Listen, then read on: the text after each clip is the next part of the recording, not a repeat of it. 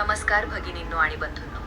अधिक मासामध्ये कुलदेवतेची ओटी भरताना अनेक जण एक छोटी चूक करतात आणि त्यामुळे परंपरेचा खरा अर्थ समजून घेत नाहीत.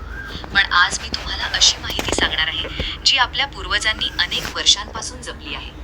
जर तुम्ही अधिक मासात कुलदेवतेची ओटी भरत असाल तर हा व्हिडिओ शेवटपर्यंत नक्की पहा. कारण आज आपण जाणून घेणार आहोत कुलदेवतेची ओटी कशी भरावी, कोणत्या वस्तू ठेवाव्यात, कोणत्या गोष्टी टाळाव्यात आणि श्रद्धेने केलेल्या या पूजेचे महत्त्व काय आहे. मित्रांनो, आपल्या प्रत्येक घराण्याची एक कुलदेवता किंवा कुलदेवी असते. आपल्या पूर्वजांनी ज्या देवतेची उपासना केली, संकटाच्या काळात जिचे स्मरण केले, तीच देवता आपल्या कुळाची रक्षणकर्ती मानली जाते. लग्नकार्य असो, नवीन घर असो, बारसे असो किंवा कोणताही शुभ प्रसंग असो, कुलदेवतेचे स्मरण केल्याशिवाय कार्य पूर्ण होत नाही असे मानले जाते. अधिक मास हा धार्मिक दृष्टिकोनातून अत्यंत पवित्र काळ मानला जातो. या महिन्यात जप, तप, दान, व्रत आणि पूजा यांना विशेष महत्त्व दिले जाते. अनेक भाविक या काळात देवपूजा अधिक श्रद्धेने करतात. असे मानले जाते की या काळात केलेली भक्ती मनाला समाधान देते आणि घरामध्ये सकारात्मक वातावरण निर्माण करते. आता जाणून घेऊया कुलदेवतेची ओटी भरण्यासाठी कोणकोणत्या वस्तू आवश्यक आहेत. सर्वप्रथम स्वच्छ आणि पवित्र वातावरण तयार करणे महत्त्वाचे आहे. घर स्वच्छ असावे. स्वतःही स्नान करून स्वच्छ कपडे परिधान करावेत. शक्य असल्यास पारंपरिक वेशभूषा करावी. यानंतर एक स्वच्छ कापड घ्यावे. हे कापड पाटावर किंवा ताटामध्ये अंथरावे. तांदूळ किंवा ज्वारी घ्यावी. हे अन्नधान्य समृद्धीचे प्रतीक मानले जाते. कुंकू, हळद, अक्षता ठेवाव्यात. फुले आणि हार ठेवावेत. नैवेद्यासाठी साखर, खडीसाखर, पेढे किंवा घरात तयार केलेला गोड पदार्थ ठेवावा. दीपासाठी तूप किंवा तेल वापरावे. अगरबत्ती किंवा धूप ठेवावा. स्वच्छ पाण्याचा कलश किंवा तांब्या ठेवावा. आणि आता सर्वात महत्त्वाची गोष्ट, काही घरांमध्ये कुलपरंपरेनुसार एक विशेष वस्तू ठेवली जाते. एखादे जुने नाणे, पूर्वजांकडून आलेली वस्तू, कुंकवाची डबी, मणी, धागा किंवा कुलदेवतेशी संबंधित एखादी वस्तू. ही वस्तू प्रत्येक घरात वेगळी असू शकते. ही वस्तू श्रद्धेचे आणि कुलपरंपरेचे प्रतीक मानली जाते. आता पाहूया कुलदेवतेची ओटी कशी भरायची. सर्वप्रथम देवघर किंवा पूजा करण्याची जागा स्वच्छ करावी. पूर्व किंवा उत्तर दिशेकडे तोंड करून पूजा करणे अनेक ठिकाणी शुभ मानले जाते. पाटावर स्वच्छ कापड अंथरावे. त्या कापडावर तांदळाचा छोटा ढिगारा करावा. त्यावर कुलदेवतेचा फोटो किंवा मूर्ती ठेवावी. यानंतर कुंकू, हळद आणि अक्षता अर्पण कराव्यात. फुले वाहावीत. नैवेद्य अर्पण करावा. घरातील परंपरेनुसार असलेली विशेष वस्तू आदराने ठेवावी. तुपाचा किंवा तेलाचा दिवा लावावा. अगरबत्ती प्रज्वलित करावी. यानंतर मन शांत करून कुलदेवतेचे नामस्मरण करावे. ओम श्री कुलदेवताये नमः हा मंत्र श्रद्धेने 11 किंवा 21 वेळा म्हणू शकता किंवा आपल्या घरातील पारंपरिक मंत्र म्हणू शकता.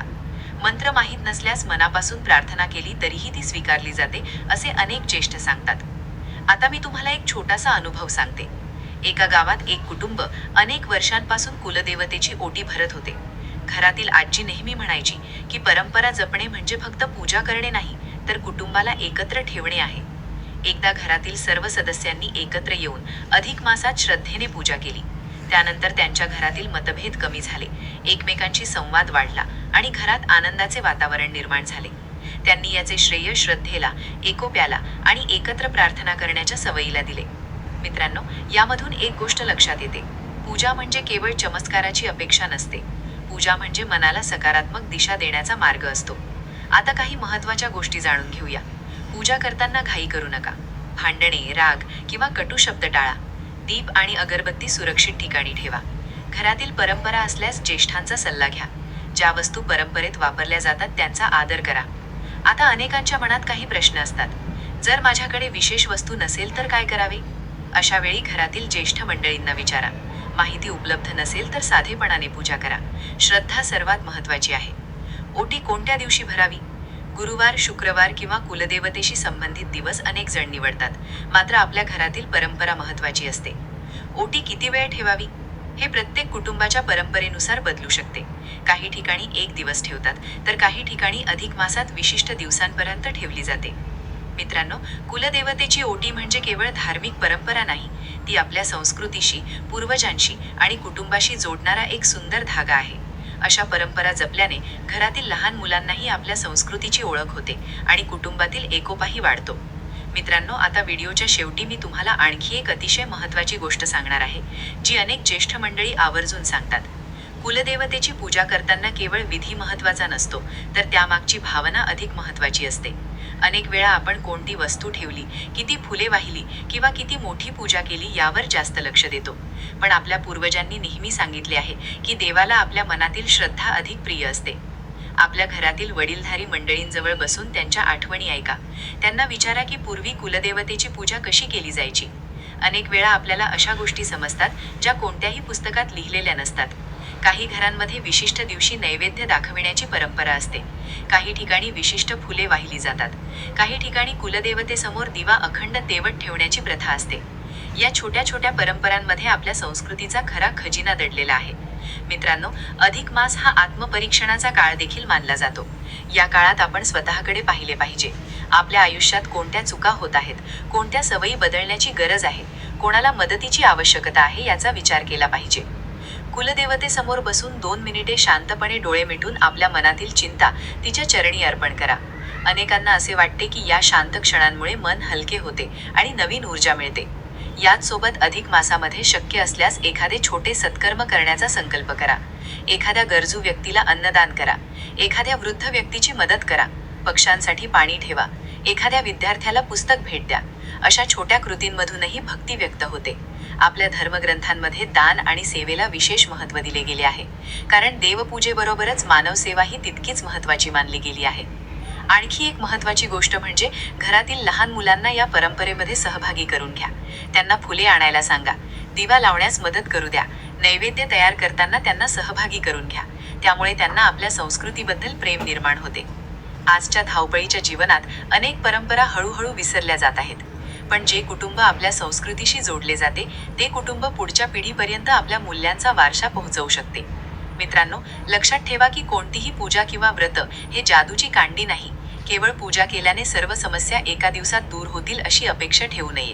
श्रद्धेबरोबरच मेहनत, प्रामाणिकपणा, चांगले विचार आणि योग्य कृती देखील आवश्यक आहेत.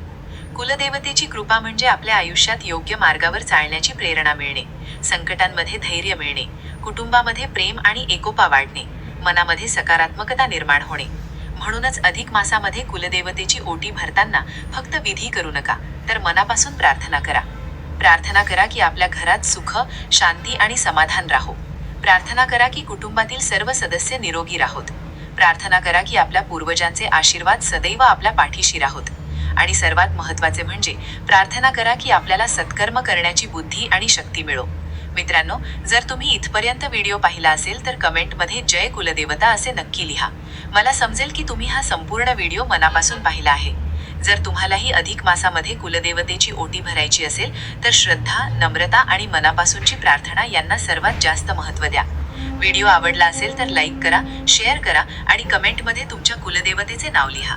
तुमच्या घरात ओटी भरताना कोणती विशेष परंपरा पाळली जाते ते देखील आम्हाला नक्की सांगा.